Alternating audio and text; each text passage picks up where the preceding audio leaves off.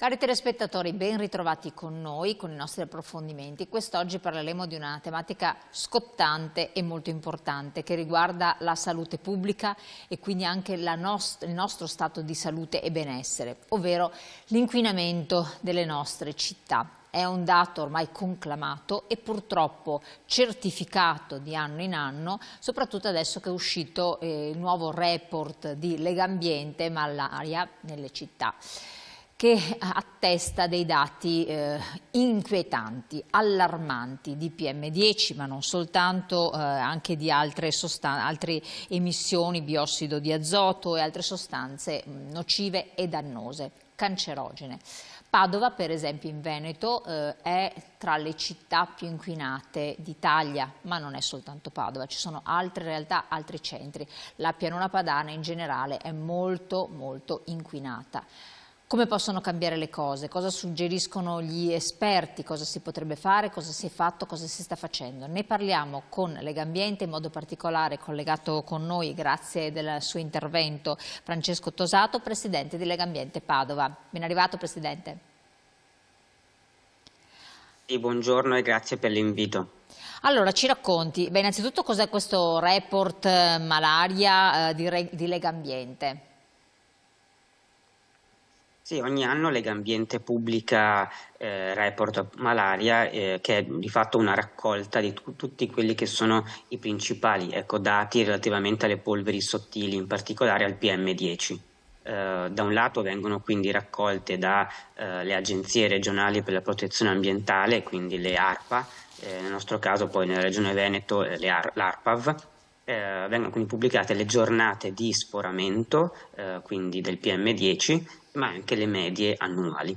Parliamo quindi di un indicatore importante per quanto riguarda l'inquinamento atmosferico da polveri sottili, quindi ricordiamo, non confondiamo altre sostanze, ma si parla principalmente di polveri sottili che hanno delle cause, delle fonti ben precise. Da un lato quindi le giornate di sforamento, cioè quelle giornate in cui il valore giornaliero supera il livello di 50 microgrammi per metro cubo di aria di polveri sottili e poi la media annuale che deve rimanere entro un certo standard per normativa nazionale.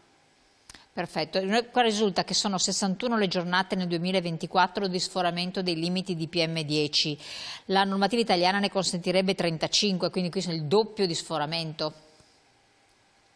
Esatto, Padova si attesta negli ultimi anni attorno alle 60-70 giornate di sforamento e appunto lo scorso anno 61 in particolare. Chiaramente è un dato critico, è giusto sottolineare che anche se costante negli ultimi anni, diciamo che abbiamo un trend comunque che è andato in positivo negli ultimi 20 o 25 anni.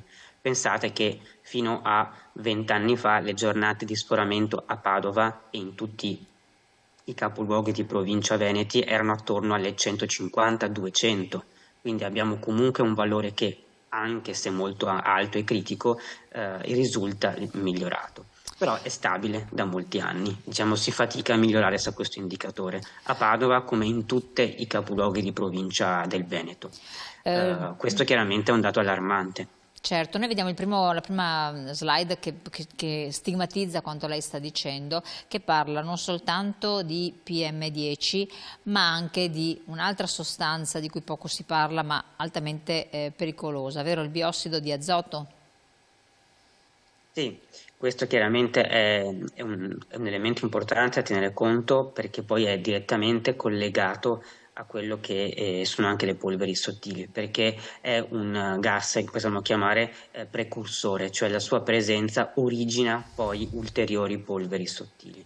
Infatti il PM10, questa è una cosa importante da spiegare, c'è una componente primaria che si origina, come dire, dall'emissione diretta, ed è quella ad esempio che si origina dal riscaldamento o dalle biomasse legnose.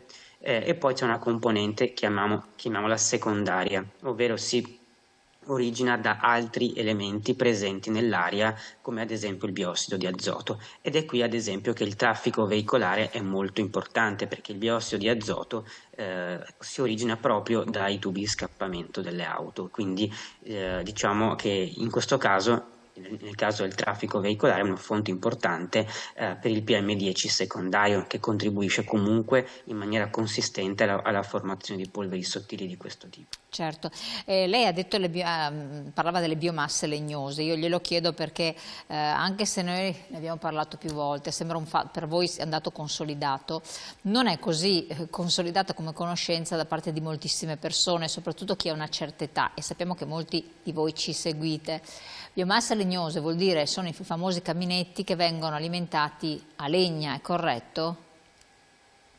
Sì, esatto, legna oppure pellet o cippato. E attenzione però, io non andrei a stigmatizzare questa, Ci spieghi come dire, bene. modalità, nel senso è chiaro che ci sono, come dire, dei pro e dei contro. Le biomasse legnose, ad esempio, contribuiscono in maniera positiva, se vogliamo, alla lotta al cambiamento climatico, perché non hanno, diciamo, non hanno emissioni clima alteranti, quindi ad esempio la CO2 o il metano.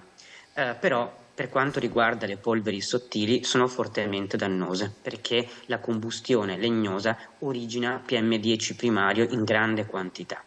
Questo vuol dire, ad esempio, che nelle aree in cui ad esempio non c'è il metano, o comunque nelle aree montane in cui è più difficile sostituire ad esempio le biomasse legnose con il gas metano, va bene, diciamo, utilizzarlo, magari però facendo un upgrade tecnologico.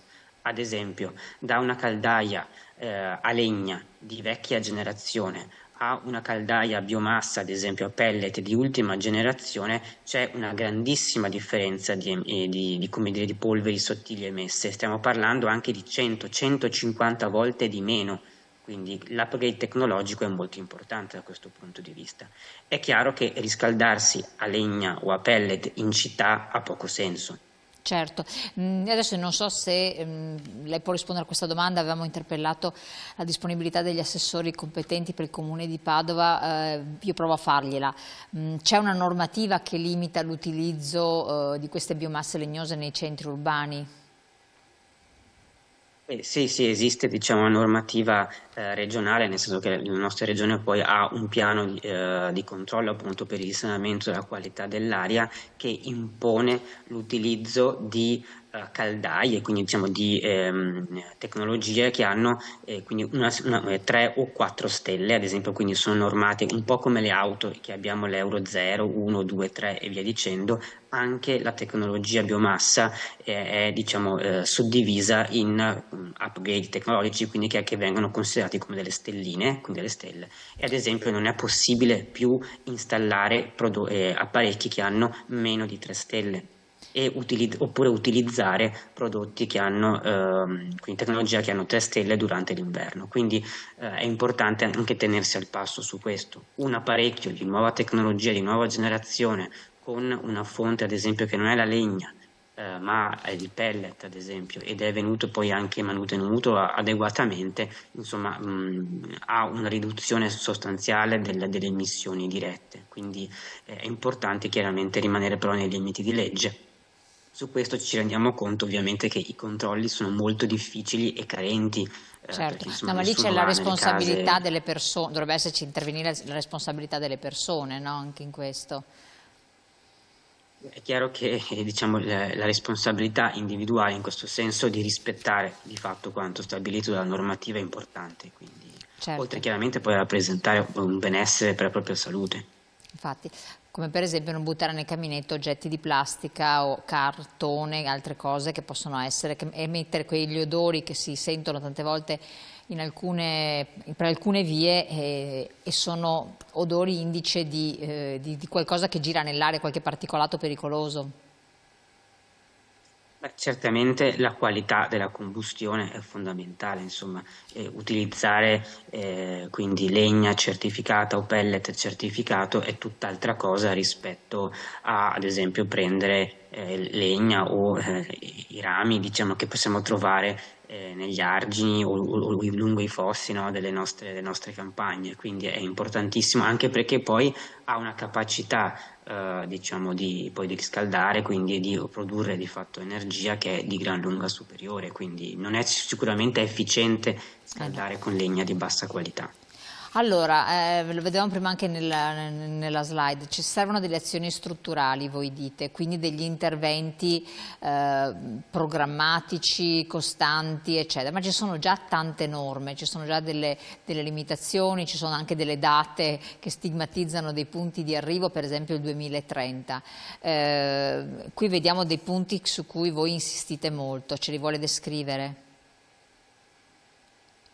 Sì, è chiaro che ormai insomma, la consapevolezza anche a livello amministrativo è diffusa, nel senso che diciamo, sono ormai tematiche ben studiate e ben presenti, sia a livello chiaramente comunale, ma poi anche sovracomunale, fino ad arrivare all'Unione Europea. Perché il caso del bacino padano è giusto dire che è un caso molto particolare. Infatti è un'area dove principalmente c'è poca circolazione d'aria, per cui è chiaro che tutto quello che viene emesso rimane per giorni, settimane nell'aria, perché è un catino, è un bacino chiuso dalle Alpi a nord e gli Appennini a sud. Inoltre c'è poca circolazione quindi di vento. Da questa situazione quindi, come dire, geografica, abbiamo chiaramente anche una situazione sociale e demografica, quindi la maggior parte della popolazione italiana vive nella pianura padana, dove si sposta, consuma, produce, alleva, insomma c'è chiaramente una concentrazione quindi antropica importante. Certo. Per questo ci sono delle norme molto stringenti e c'è un coordinamento poi anche a livello sovraregionale.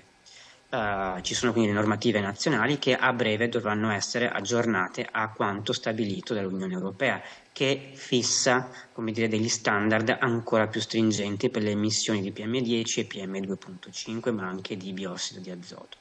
Certo. Perché è giusto dire poi la nostra normativa è abbastanza blanda se consideriamo quanto stabilisce invece l'OMS, quindi l'Organizzazione Mondiale della Sanità, che fissa dei limiti consigliati, perché chiaramente non è legge, che sono molto molto più bassi, per cui il tema principale è la tutela della salute. Se noi diciamo andiamo oltre questo aspetto è chiaro che poi diventa poi difficile in qualche modo assimilare queste normative, ma parliamo di salute pubblica.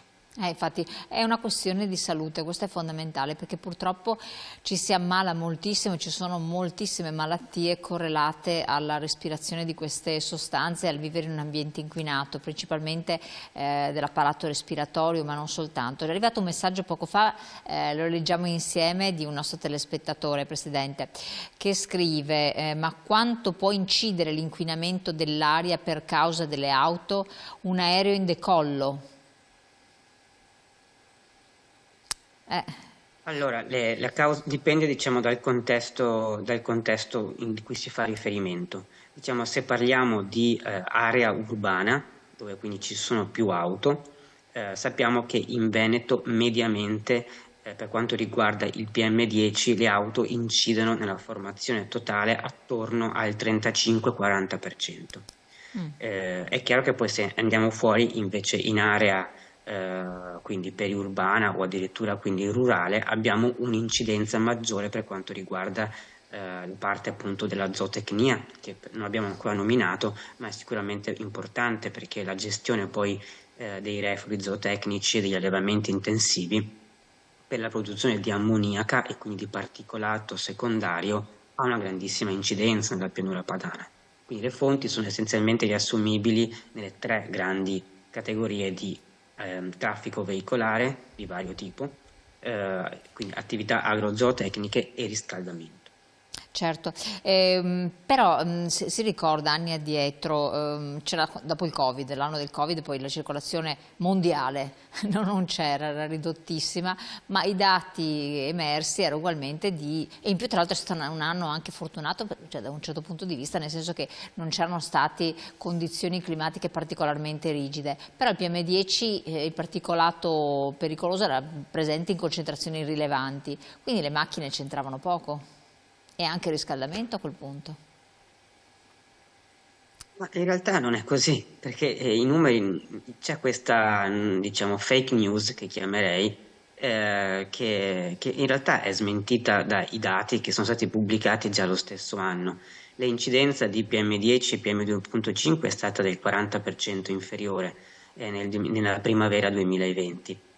È chiaro che riguardo, diciamo, alle giornate poi di sforamento è difficile intervenire perché ci vogliono settimane prima che l'aria venga ripulita nel bacino Certo. padano, ma ci sono delle fotografie, come dire, aeree da satellite, anzi, che dimostrano chiaramente come nel giro di 2 mesi circa la pianura padana è stata ripulita dalle polveri sottili in maniera importante.